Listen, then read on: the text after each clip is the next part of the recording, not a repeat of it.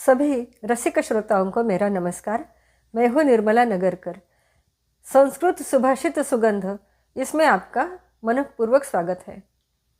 आज के इस भाग में हम रावण रचित शिवतांडव स्तोत्रम का 8वां श्लोक देखने वाले हैं।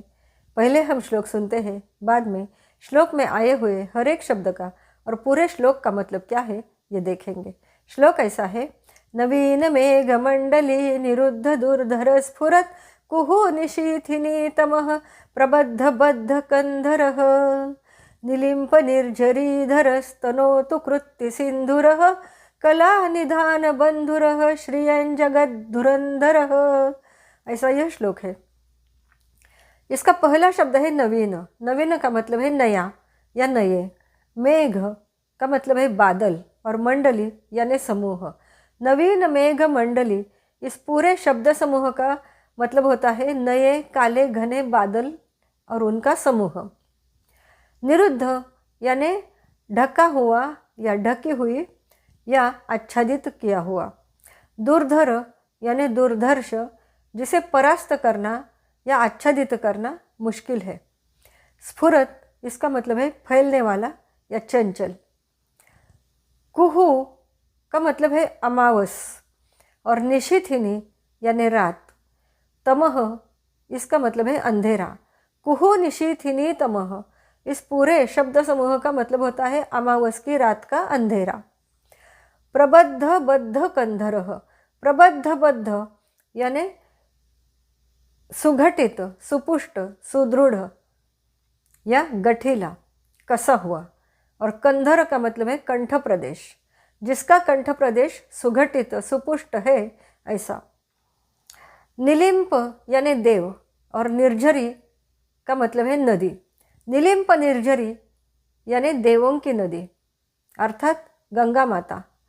और निलिम्प निर्झरीधर यानी गंगाधर, जिसने अपने माथे पे गंगा जी को धारण किया है वह। तनोतु यानी फैलाए या रक्षा करे। कृत्ति सिंधुरः, कृत्ति इस शब्द का मतलब है चमड़ा और सिंधुर इस शब्द का मतलब है हाथी। कृत्ति सिंधुरः, हाथी का चमड़ा जिसने ओढ़ा है, ऐसा। कृत्ति सिंधुरः ये शिवजी का एक विशेषण है, क्योंकि शिवजी हाथी का चमड़ा ओढ़ते हैं इसलिए। कला निधान बंधुरः, कला यानी चंद्रकला, शशिकला ऐसा भी हम कह सकते हैं। निधान यानी समूह और बंधुर यानी रमणीय। कला निधान बंधुरः, कला निधान यानी चंद्रमा, बंधुरः यानी रमणीय, जिसने अपने माथे पे रमणीय मनोहारी चंद्रकला धारण की है, ऐसा। ये भी शिवजी का एक विशेषण है। श्रीयं यानी संपत्ति।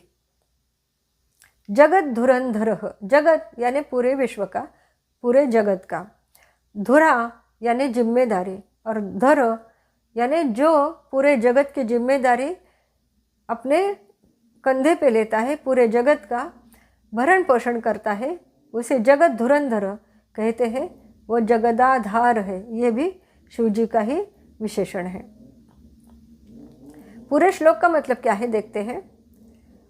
नए काले घने बादलों से घिरी हुई या आच्छादित हुई अमावस की रात्रि से अतीव कालिमा प्रभा से, जिसका कंठ प्रदेश या गला आच्छादित है, जिसने देवलोक की नदी यानी गंगा मैया को अपने मस्तक पे धारण किया हुआ है, अर्थात जो गंगाधर है, जिसने हाथी का चमड़ा या गज चर्म अपने बदन पर ओढ़ा है, जिसके माथे पे रमणीय या मनोहर चंद्रकला शोभायमान है, जो पूरे विश्व की जिम्मेदारी को वहन करता है, या जो जगदाधार है, ऐसे शिवजी मेरी संपत्ति की रक्षा करे, मेरी संपत्ति बढ़ाए फैलाए, ऐसा इस पूरे श्लोक का मतलब होता है।